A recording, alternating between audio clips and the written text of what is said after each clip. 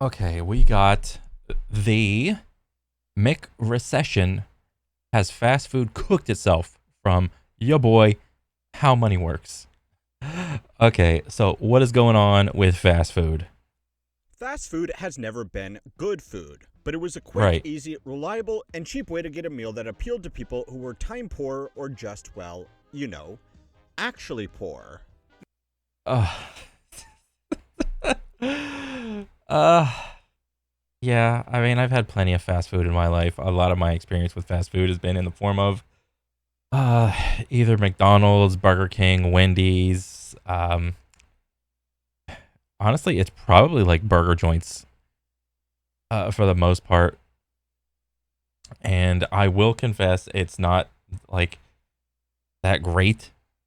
I would imagine, like maybe in the beginning, it was like okay, like health wise. Well, here's the thing: if you're looking towards fast food, if you're looking for that to be healthy, your ideals are misplaced.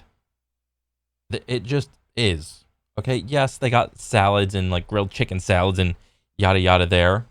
And like you can kind of get by, but like your dollar value per like meal is going to be like astronomical versus just going to like your favorite fast food joint and just getting like a single combo or like a double a combo and just calling it a day. I think what was it like a week or two ago I went to Wendy's and got like a Dave's double combo and it came out to be like what like 12 13 bucks where I live, which isn't bad. And everything like I ate everything, it was filling. But for me to do that like cuz like what is 13 or 14 like it was about 12 to 14. I can't remember honestly. So like that is about give or take an hour of work depending on what kind of job you have. Like in general that's like a basic, 9 to 5. Well, not even a 9. Well, whatever. I would say a basic, I don't know, somewhere between 40 and 60K a year job. That's about an hour of work, I would say. Mass layoffs, increasing economic uncertainty, deferred student loan payments kicking in, and spiking levels of consumer debt should be the perfect opportunity for these cheap offerings to bring in customers who don't have much money to spare, but still want to eat. For a long time, companies like McDonald's, Domino's, KFC, Taco Bell, and Wendy's were considered recession proof because even Recession proof. Well, because what was the thought process was despite what is happening throughout like the rest of the world, these prices will stay stable. But lo and behold, here comes a little squiggly uh little, like virus thing and the whole 2020 pandemic doodad came around and everyone was like inside and that didn't help anybody. Even in the most dire of circumstances, people still need to eat, and the companies typically offered the best exchange rate of dollars to calories in the market. Mm. But that's changed. In a business move that Dollar per calorie is very like it is not a good metric because this is here, let me get out the old paint. You have no. Ah, okay. Wham. Brush. So dollar per calorie is bad because one carb is about 4 calories. One protein is about also 4 calories. But here comes the fat. And this is from like a macronutrient perspective, basic carb, protein, fat. Fat equals about, okay, this is about a gram. 1 gram, 1 gram, 1 gram. These are all like 1 gram in terms of like weight. 1 gram of fat equals 9 calories. Ooh. So here's the meta in fast food. If we're going to go off of a dollars per calorie type of metric, where are all the calories? Ooh, they're in fat. Okay. For the same, why would you bother, if you're big business, why would you bother trying to min-max carbs and protein? I mean, it's so, like, it's over double in terms of calories.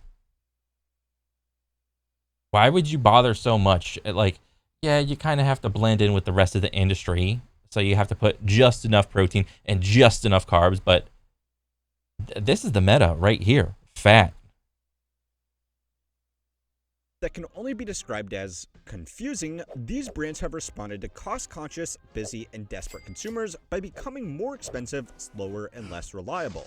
Unsurprisingly, sales across the industry have plummeted at a time when they should be outperforming. It would almost be comical if they weren't collectively some of the largest employers in the country. However, Wait, let me see those articles again. Let me see. Fast food chains plan to hire tens of thousands of workers in the coming weeks. What? When was this article?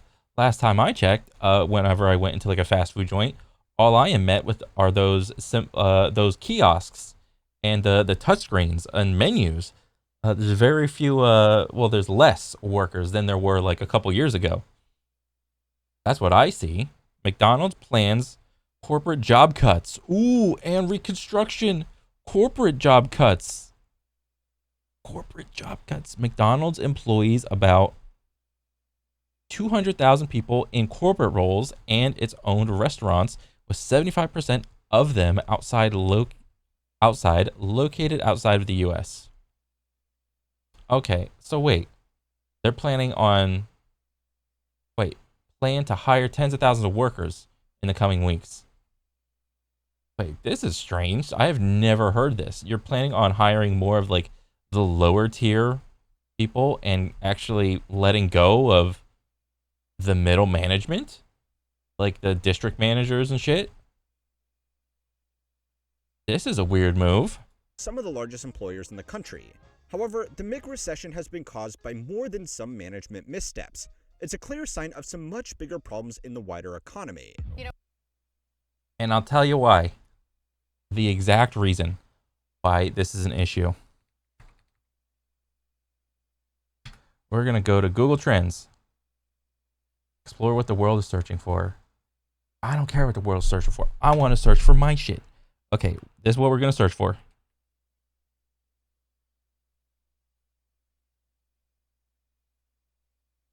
Let's see if I'm right. United States. What is this? All categories? Gym membership in the past 5 years. This is it.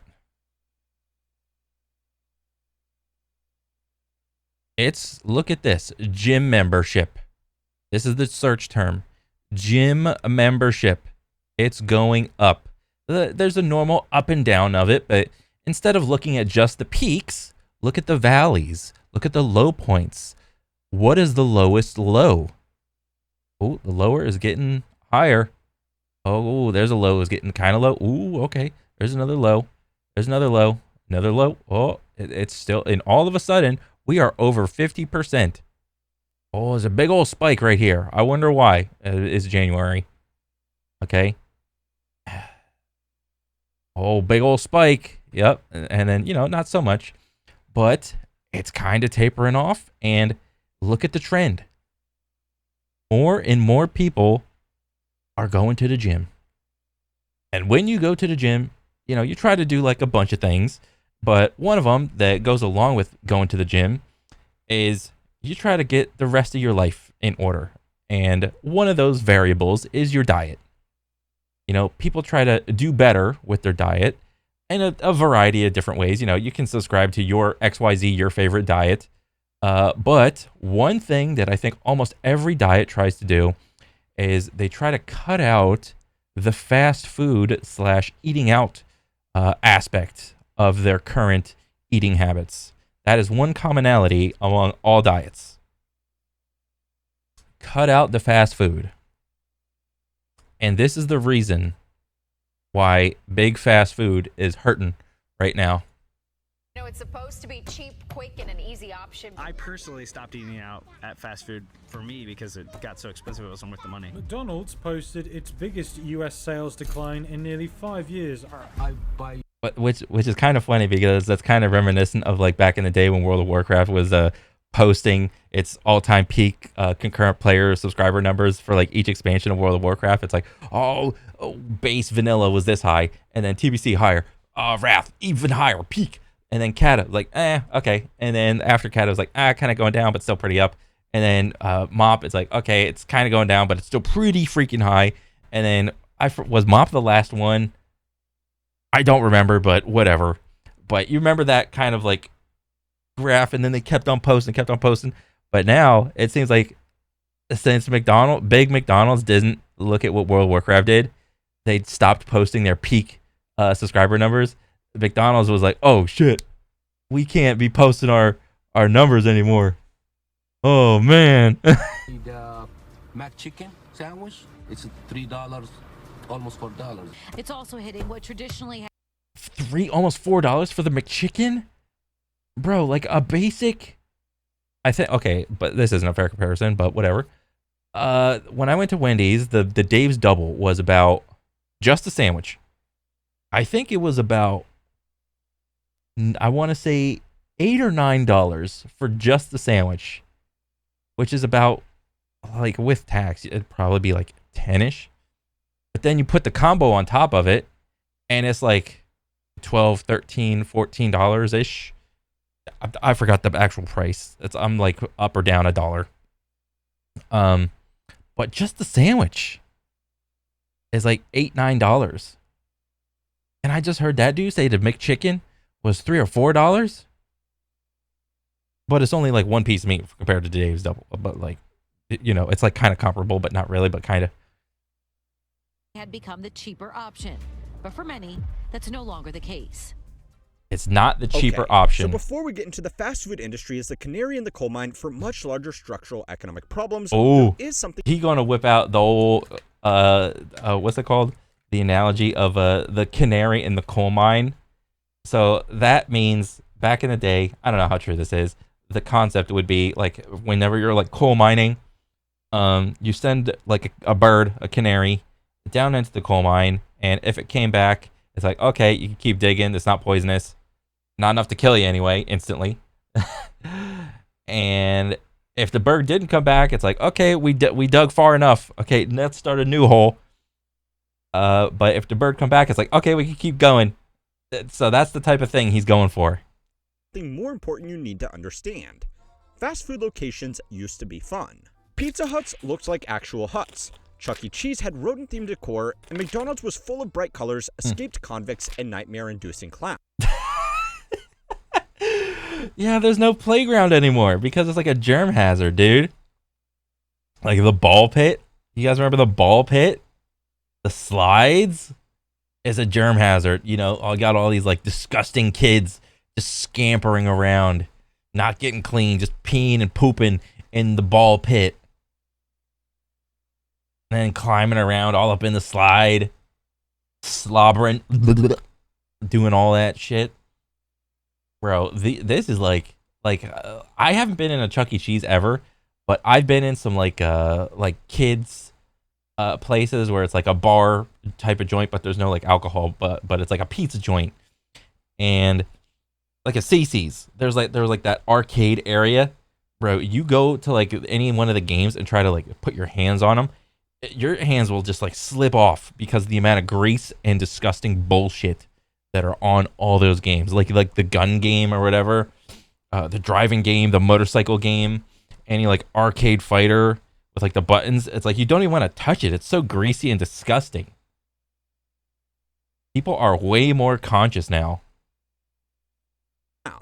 That's clearly changed, and now almost any fast food store you go into is the same generic style of nondescript, boxy, modern commercial building. Yep, it is great because it's like a copy paste for a building area. It's like, oh, just copy paste that building. Oh, it's this type of plaza. Just squeeze it in right there on the other side. Like, look at this. There's a Taco Bell across the plaza as a KFC. All right, you know, these guys are all in the same room. Okay, I'm gonna whip out the paint again.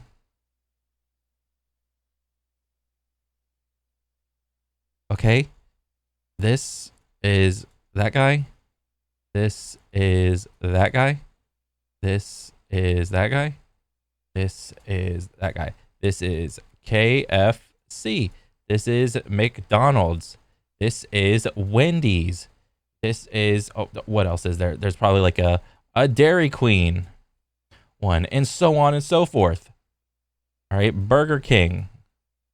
You think these are all like separate things? What did I say this was? Burger King? Burger King.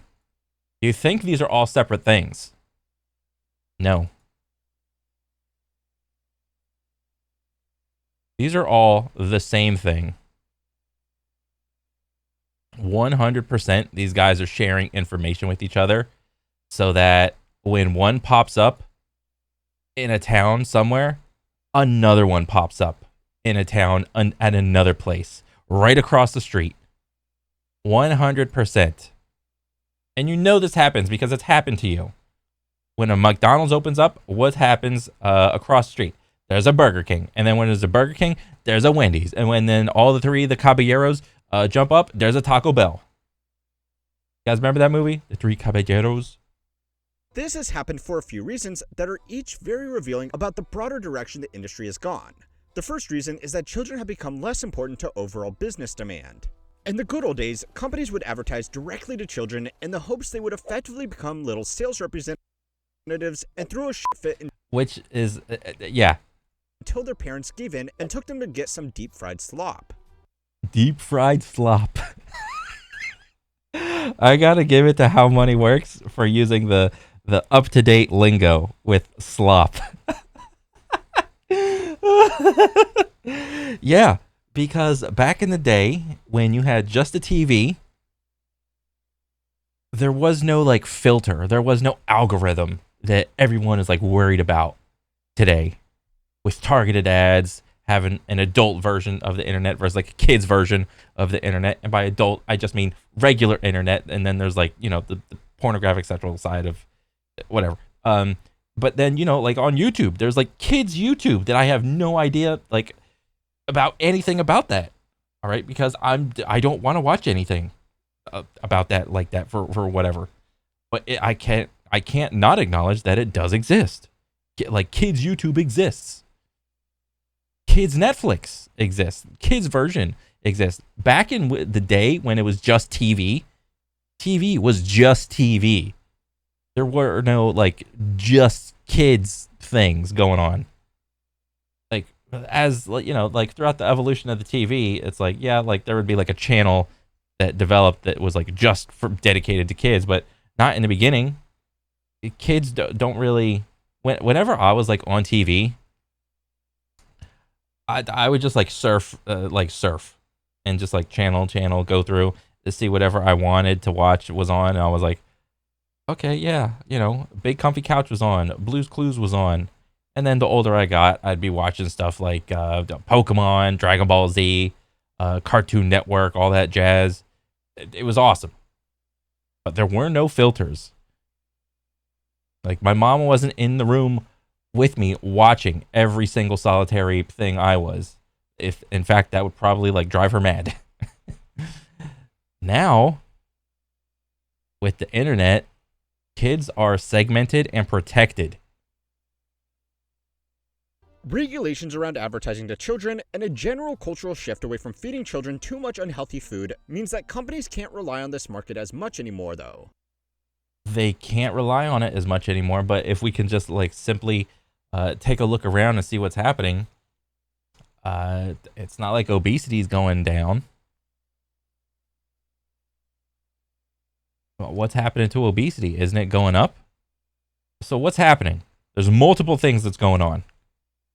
According to a YouGov survey, Americans between the ages of 18 and 34 are now the largest consumers of fast food, with 42% reporting they consume it several times a week. Oh, wait, let me hear it again. and 34 are now the largest consumers of fast food, with Young Americans between 18 to 40 are the most frequent consumers, with 42% of enjoying it several times per week. Okay, compared to just 13% of those age 55 and above. So it's like you have like an era of your life that you're just like, and oh, surprise, surprise, it's like your prime time working ages, 18 to 34. Wow, what a surprise. The time in your life where you're expected to just grind is the time when you just consume fast food. Wow, what a surprise. with 42% reporting they consume it several times a week. Demographic shifts means this age group is now less likely to have children of their own, so the extra money and maintenance on custom storefronts isn't worth it, since a ball pit is unlikely to appeal to most 20-somethings. Yeah. No shame though. Shifting consumer trends are one thing, but the bigger reason is that restaurant locations have become far less important and much more interchangeable. According to market data from the consulting firm McKinsey & Company, people are now almost twice as likely to order food through a delivery service. Wait. According to market data from the consulting firm McKinsey & Company, people are now almost No, I heard that part, but like, isn't worth it, since a ball pit is unlikely to appeal to most 20-somethings. No shame though. Shifting consumer trends are one thing, but the bigger reason is that restaurant locations have become far less important and much more interchangeable. Restaurant locations are less important, but more interchangeable. So like, yes and no, but I like already heard it, like, because of like Uber and Uber Eats and all that jazz and DoorDash. Like, yes, that stuff exists, but I think it still does matter, because I still have never, like, me myself, I've never really like I've never actually ordered something on Uber Eats or DoorDash, simply because I don't, like, I'm lucky enough to live in like a kind of populated area. Like there's like if I go out like a minute or two, like on the highway, there's like a bunch of stores. There's like every store, like Walmart, Publix, like some farmer marketplace. I got all the sit and eat restaurants, all the fast food restaurants, just like I call it the strip. It's like, just go down the strip and look left and right. You'll eventually find something you want to eat at. 100%. Yeah. So it both does it, like, it matters for like the well-developed areas for there to be a bunch of these things, but for the parts of the United States, so let's say if you don't live in like a well-developed city, like you live just outside, like a little extra, like 20-30 minutes outside of like a populated city or something, then it starts to matter. Not excessively, but like enough.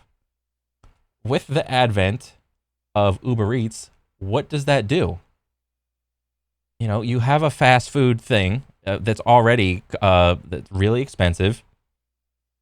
Well, getting increasingly expensive, because you could argue the fact that like, oh, inflation is supposed to go up and down, but seemingly it only goes up, or whatever. You know, like gas goes up and down, but it seemingly like kind of tends to stay up-ish is the trend. So like when the pandemic was around, food prices were like up. Everything was up from food. But what ended up happening is like the pandemic ain't here no more, but like the prices are still up. Inflation's still up. The market never like readjusted for like everyone just living in their homes for a while. According to market data from the and then on top of it, you want to slap on like a delivery fee, convenience fee, travel fee, and the toxic tipping culture. All right, you pay $12, $13 for like a Dave's double combo, and you end up paying like 20-something bucks for all the other little fees, depending on how far the dude has to drive to your place. If you drive farther, it's probably going to be a farther like service fee, and on top of the 20% tip. Consulting firm McKinsey & Company, people are now almost twice as likely to order food through a delivery service like Uber Eats or DoorDash than they are to physically sit in a fast food restaurant and eat their meal. If they got money. You know, every statistic is you got to take with a grain of salt. If they got money, they are probably more likely to DoorDash or Uber Eats. But if they don't got money, chances are they're still just doing the good old fashioned, just go through the drive-through, because nobody wants to pay an extra to $10 for like the little delivery fee and the tip. All right, that's crazy. You know, two services of Uber Eats or whatever. Just the service fee and the tip alone is enough to buy like one or two extra meals if you just simply just went through the drive-through. Fast food locations are increasingly just becoming distribution centers for Postmate drivers, so maybe we shouldn't be surprised that they have started looking like Amazon warehouses. Anyway, alongside ingredients and staffing, the real estate these restaurants sit atop is simultaneously the largest expense in most locations, as well as being a significant asset. While Uber drivers help many restaurants with COVID pandemic, the added costs make the current model unsustainable for the long term. Ooh, wait, so paid per customer, blah, blah, blah. It's the land. So what? The land is becoming more expensive? Let me hear that again. We shouldn't be surprised that they have started looking like Amazon warehouses. Anyway, alongside ingredients and staffing, the real estate these restaurants sit atop is simultaneously the largest expense in most locations, as well as being a significant asset. It's the land. Oh my God. It is the land. Land is inflating in terms of value. As the story goes, Ray Kroc, the man responsible for scaling McDonald's into a global fast food empire, Yeah, I saw that movie. It's on Netflix. That was a great movie. That was awesome. figured out that he wasn't in the burger business. He was in the real estate business. To this day, for the majority of fast food locations, most of the money is made by the commercial real estate. The restaurant that sits on the land is basically just a tenant producing cash flows. It doesn't matter if the tenant is a Wendy's or a McDonald's. So stores have become more uniform to lower the cost of construction and the risk of having an unusual building that nobody else wants to rent if a franchise moves out. So if you want to know why fast food restaurants look so boring these days, you can blame real estate speculation, shifting socioeconomics, and middleman technology. Yeah. Something of a recurring theme on this channel. Now anyway, this whole game only works if these businesses still bring in cash. And to do that, they need to move some hamburgers. The trouble is, that's getting really hard. Yeah, because when the hamburger is about the same size, thickness as a pickle, there's an issue, okay? Remember that one clip of that lady bitch moan complaining about the size of the pickle thickness compared to like the burger thickness? Yeah, she was pissed because it was true. 100%, dude. Fast food prices have increased significantly beyond inflation. According to data collected from Finance Buzz, the average McDonald's menu item is now twice as expensive as it was 10 years ago. Look at this. What is this? McDonald's McChicken. Wait, 2014, 2024. $1 to $3? The difference is a 200%. McDonald's quarter pounder with cheese. $10 or no, $5.40 to $12. Oh my God. So, like, who is in charge of this with, like, what is this? This is about 10 years difference. $6 to $11. McDonald fish fillet. McDonald Big Mac. What, all of a sudden the Big Mac is like the most valuable thing? Get out of here. McDonald's medium fry. This trend is partially because fast food items used to be artificially cheaper than they should have been. When people would order in-store, there was more opportunity to upsell them to larger meal sizes and tack on higher margin extras like desserts and drinks, so they could make their staple menu items cheaper to attract customers. Yeah, I hate this. I hate when they do this. Every time, I just want the burger. Can I just get the sandwich? Can I get the sandwich and just a fry? I don't want the drink. Well, you know, if you get the combo, it's actually cheaper. Yes, I understand that. But, like, me being a logical person, I would think, since I am buying less items overall and making you do less work, I think it should be cheaper. But no, that's not how it goes. I look up there, I look at the menu, I'm like, okay, just give me the burger and the fry. And then, nope, it's more expensive to just get 2 things than it is to get 3 things. Just get the combo. It's cheaper. Okay, that's called, what is that called? That's called anchoring. It's a common business tactic in order to create some sort of a made up value that these guys try to pawn off on you. Now, ingredients and rent has become more expensive, and on top of that, restaurants need to give a significant portion of their top-line revenue to delivery companies. To maintain their margins, they had to raise prices, and their pivot to more I gotta maintain my profit margin, and by doing that, I'm gonna make you guys pay more for my product. That's what it is. He literally, that's it, right there. I have to maintain the same profit margin. All right. Okay, why is that margin so important? Why not go and make less money? Go lower the margin of profit. That way, you can maintain a lower price point for your customer,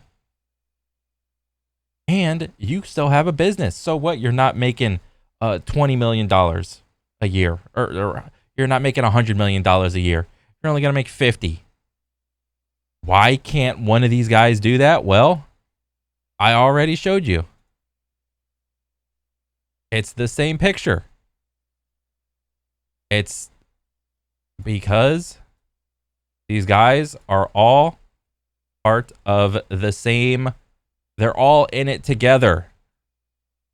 All right? It's not separate like you think. They're all in it together.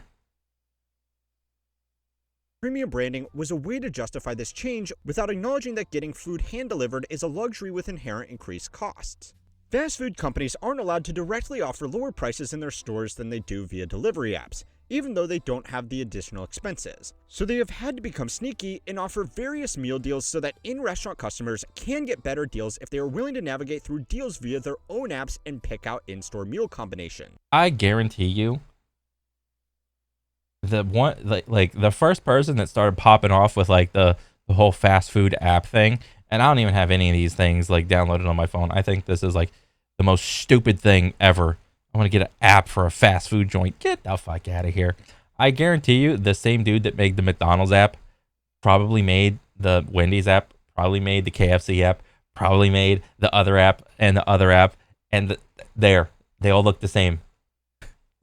If you are a savvy Mick connoisseur and you are willing to sit down, do the math, and make the most of various deals on the company-run fast food apps and in-store offers, you can end up paying half as much for the same food as someone who just turned their brain off and poked at the cheeseburger pictures they wanted on their delivery app of choice. This has made shopping for fast food increasingly confusing and time-consuming, which is exactly the opposite reason why customers go to these companies in the first place. Now, the companies are not exactly blameless victims in this trend. Bloated and confusing menus and premium offerings had the potential to extract the most possible money out of the widest spectrum of customers, from the rich and lazy to the poor and savvy.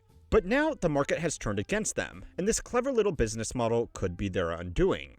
So it's time to learn how many works to find out if fast food companies have cooked themselves.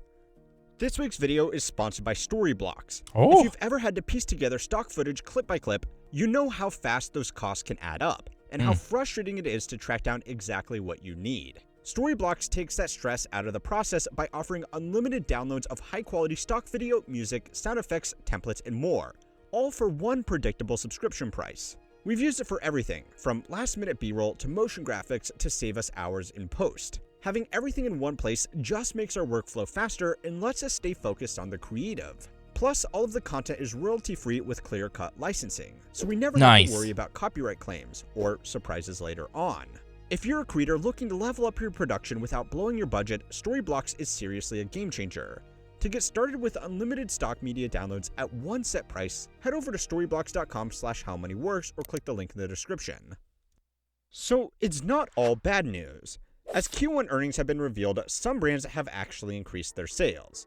Taco Bell, which is owned by the conglomerate Yum Brands, increased average store sales by 9% compared to last year. This Oh, success wow. has been attributed almost exclusively to the company's Lux boxes, which have become what fast food used to be. Lux boxes? I have no idea what this is. Large quantity of food with a lot of calories for not very much money. Mm. Even though the industry declined overall, Yeah, like this little thing right here, like the Taco Bell bowl. This is like the fast food version of like a Chipotle or a Moe's or something like that.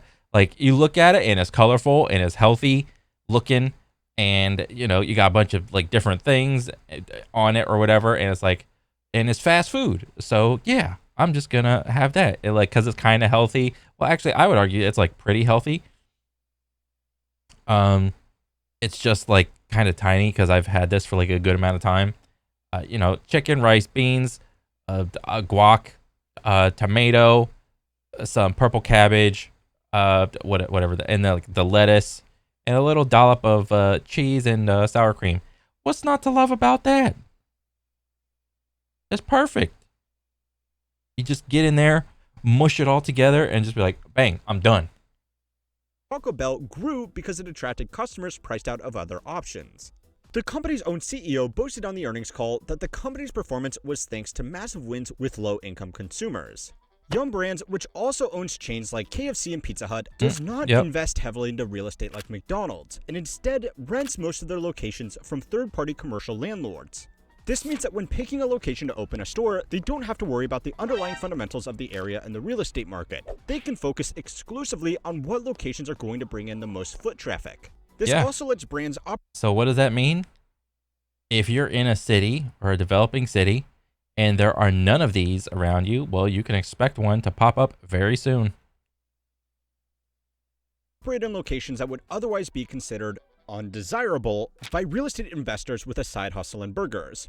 Across the rest of the industry, though, fast food as a whole has largely lost ground to people just choosing to cook from home. Yeah. I know this isn't exactly groundbreaking news to you watching, but food has become kind of expensive. Yep. The key demographics of young Yes and no. Yes, food has become more expensive, but the type of food he's talking about is where you go out and eat. Either fast food or sit and eat, or, you know, fast casual. You know, all of those gradients.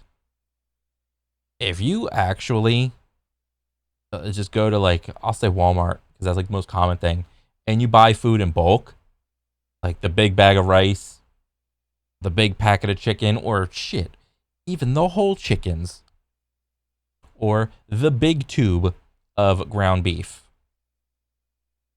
And then on top of that, buy like the whole vegetables or the whole bag of fruits. If you keep buying like that, but you actually spend time cooking it, food, you won't even notice it. Like in terms of like your bank account, like the initial, what do you call it? The initial go-to for the store and then the purchase of it, you'll notice it because it'll be like a couple $100 or whatever. But if you spread that throughout like an entire month, you're going to be like, wow, this meal only cost me less than $1. This is great.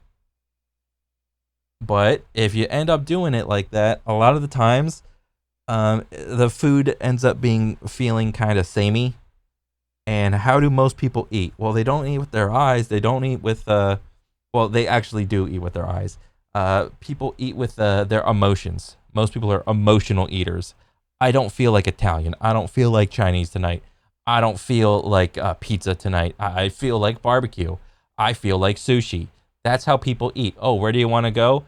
I want to go to Greek City. Nah, I had that already a couple times this week. I'm sick of Greek City. Oh, let's go to Chili's. Okay, let's go to Chili's. I feel like getting a little rack ribs or an ultimate smokehouse combo or something.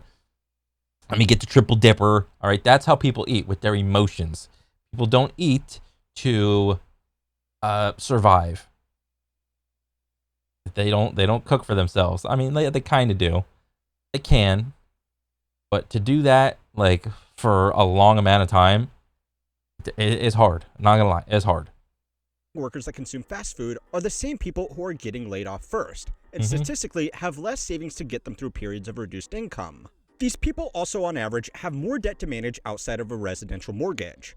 By now, you have probably sseen the memes about being able to split your burrito purchase into 4 easy installments using Klarna through DoorDash. Now, this has probably been blown out of proportion, as Klarna is just a payment processor that a lot of people are more comfortable with over a credit card or a bank transfer. Really? But it's a humorous way to acknowledge the more serious issue that people are going into debt just to keep up, and new platforms like this are making it easier than ever to do. Klarna and similar services now represent an extra $700 billion worth of consumer debt that isn't being officially recorded on top of phantom debt from buy now, pay later schemes is a $700 billion black hole that economists aren't accounting for. Holy shit. over $1 trillion in credit card debt and student debt, which people now actually need to pay again. So people are short on cash, but these companies are also losing another group of consumers. Fast food has typically been popular with people who just didn't have that much time after working a long shift and then spending an hour or more commuting. But even that has become less of a selling point. Fast food is not that fast anymore. Average wait times have increased significantly, which means unless you are willing to pay the premium to get food delivered, it's almost faster to cook. Chick-fil-A with about a 9-minute wait? Jesus. That's insane. Taco Bell, four and chain. Dunkin', McDonald's, Wendy's, BK, Arby's. How is Arby's even still like around, dude? I never am in the mood for that little floppy, the roast beef sandwich. I never want that. I'm never in the mood for that thing, dude. Starbucks, the Chick-fil-A. Cook some basic food for yourself. Now, fast food getting slower has happened for two reasons. The first is that larger menus make it harder to prepare food in advance and keep it ready to be instantly handed over. Now, this also means that food is prepared to order, which is nice. Apart from the second reason, fast food turnover is higher than it's ever been, and overall staff care is low because people simply do not value these jobs as much as they once did. Yeah. The reason, like, Gen Z doesn't value these jobs is because whenever like a middle management type or big corporate type is asked to give a reason why the turnover is so high in these positions, they will always say, "Oh, well, it's never like it's always like a summer job." That's what these types of jobs are marketed as. Summer jobs to just for like kids to do. All right? And that's why the general population of people also looks down upon the managers and like district managers of these jobs as well.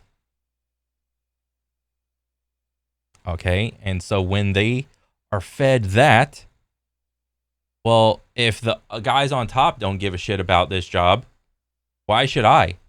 Okay, well, I'm just not going to give a shit about it. Simple as that. Now, expecting people to go above and beyond for a minimum wage job at a fast food franchise is clearly a bit dumb.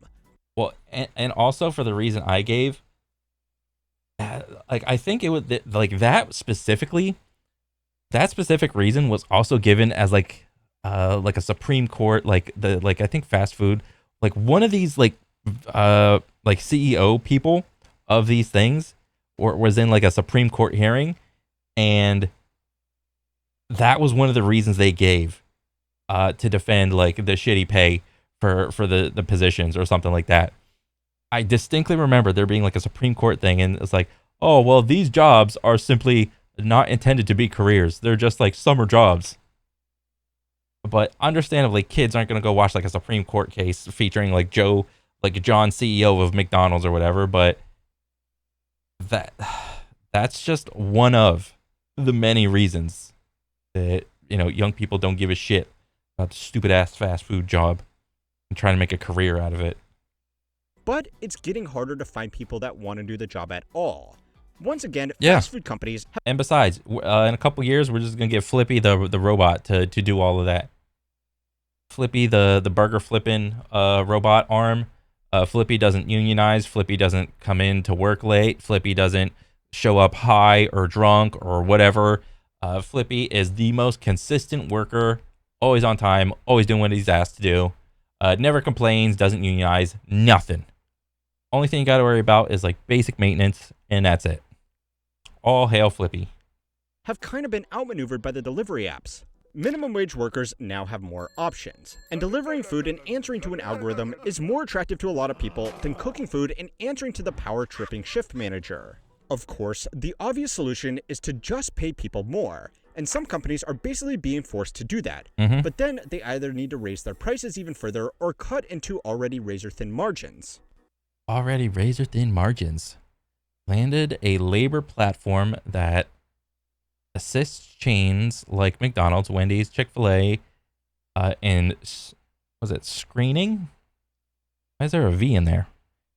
In screening and hiring workers, has seen turnover rates in the industry hovering at 150%. 150% turnover rate? Wait, restaurant chains court Gen Z workers as turnover rates remain. Okay, so the restaurants are trying to get the young people back into the restaurant. So this is like the modern version of bring the kids and put the kids back into the mines type of thing. Bring the kids back into the restaurants. That's the same kind of energy that I feel from this little doodad. These companies are investing a lot of money into automated kitchens to cut down on the kids. No, what was the saying was like the kids yearn for the mines. The kids yearn for the fast food joints. staff before they get too much negotiating power. But that technology is still in its infancy. Yep, that was Flippy. And these brands have shareholders to answer to now. Flippy. If they raise prices anymore, they will also be competing directly with slightly more upmarket fast casual dining, and even local independent restaurants, which are getting harder to differentiate from. Longer wait times and a slightly more expensive menu is expected at these stores. For people who want convenience and are willing to pay a few extra dollars for it, they can just order from these more upmarket restaurants off the apps as well. People who aren't worried about paying a $5 delivery fee and 20% delivery tip also aren't going to think twice about paying a few extra dollars to get chef-prepared food over a barely assembled McChicken. For everybody else, the struggles of the cheapest restaurant is a sign of a pretty bleak financial reality. Most of the CEOs that presented poor earnings for this quarter acknowledged tough economic times for people choosing to eat takeaway less. The new quiet luxury is burgers and fries. Over 60% of Americans are buying less fast food because it's just too expensive, survey finds. Too expensive. If you're going to spend a little bit more money, you may as well just sit and eat. And then that one little sit and eat session is going to tide you over for like a week or two until you go out again.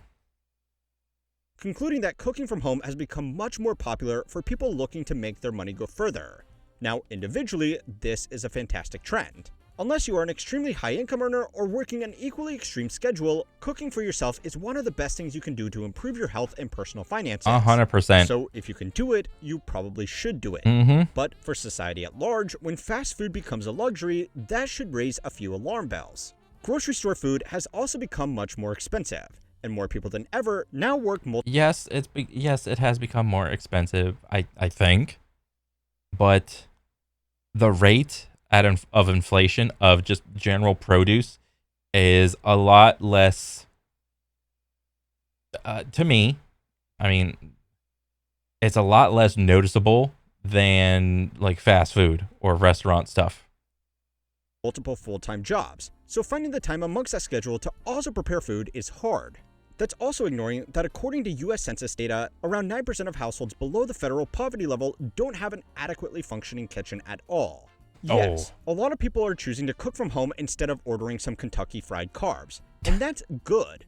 But a lot of people are just skipping meals altogether, and that's bad. Yeah, I can't tell you how many people I know that are like, oh, I'm not a breakfast person. I'll have like 1 or 2 meals a day, and then I'm good for the rest of the day.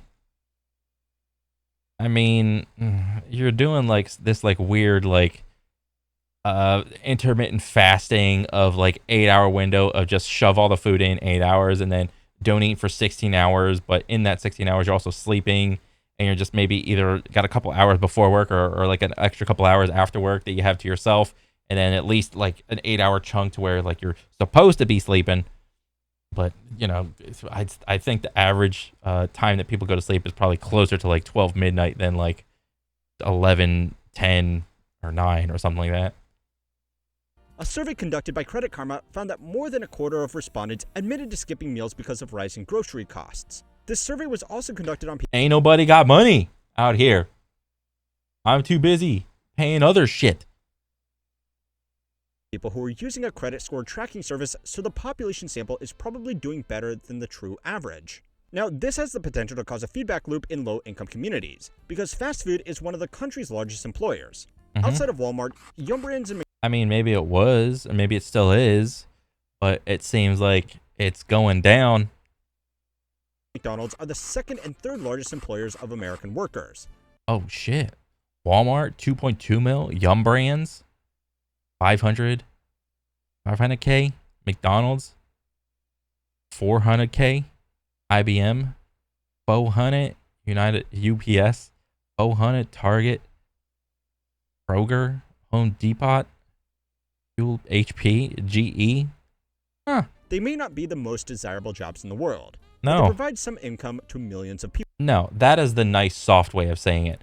Nobody wants to work at these jobs, brother. Nobody does. Given the choice, nobody wants to work these jobs.